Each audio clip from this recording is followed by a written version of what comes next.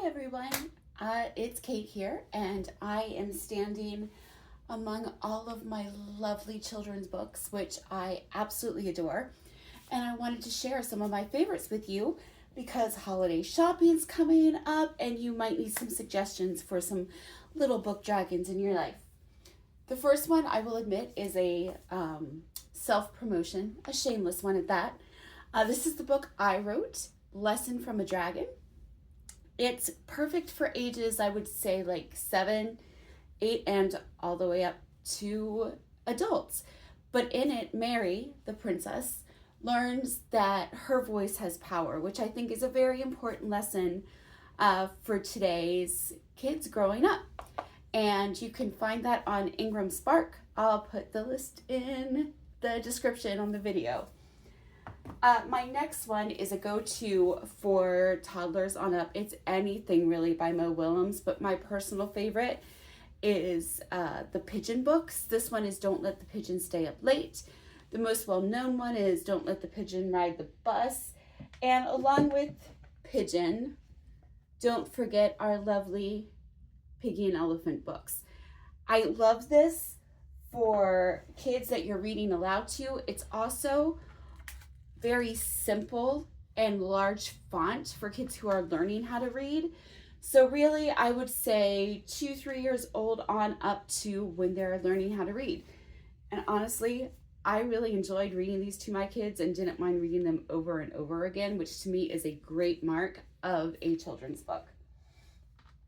After that, I love this book by Ezra Keats, The Snowy Day. You might remember this one from growing up.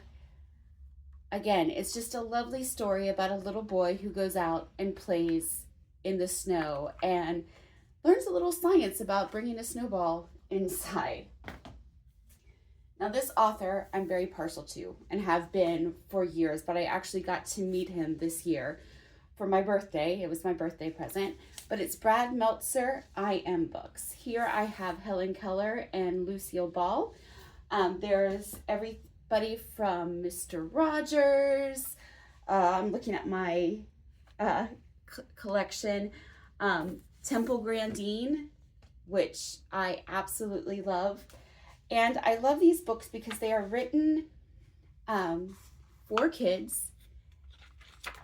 Very easy to understand writing. It's a higher level, so I would say reading level like 1st or 2nd grade.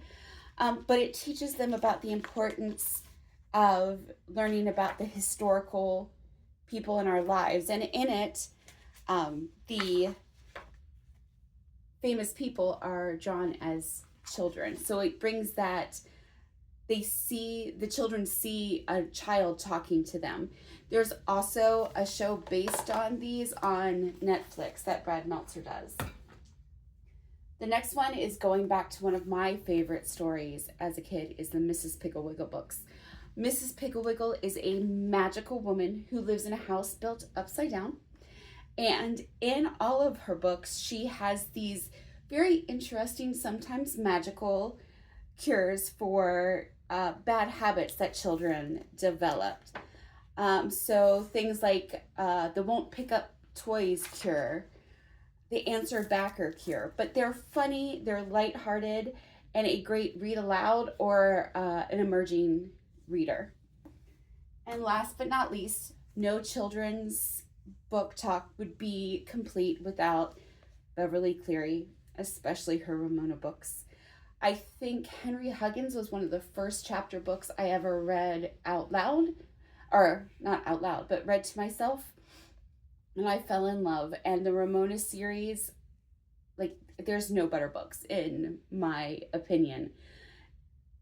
Everything from Beezus and Ramona, Ramona the Pest, they're just fun and they're funny, and the kids will see themselves in Ramona.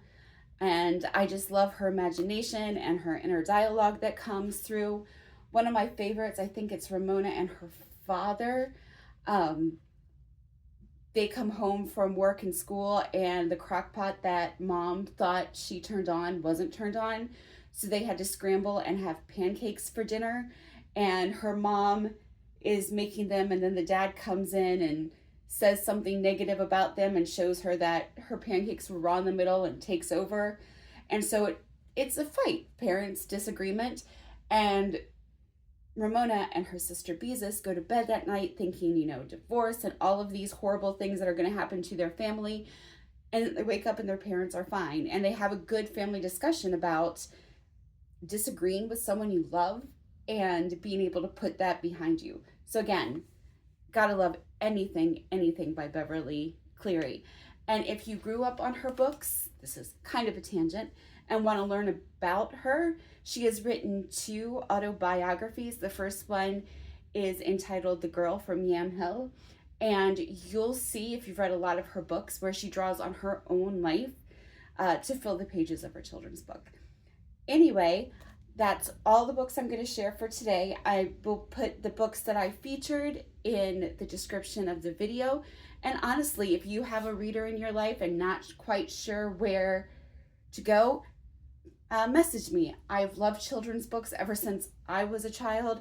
I think I was the only Borders Books and Music employee ever to be excited to be placed in the children's section because it was always a mess. But I love these books and I love suggesting books. So please, any questions, message me. Talk to you soon. Bye.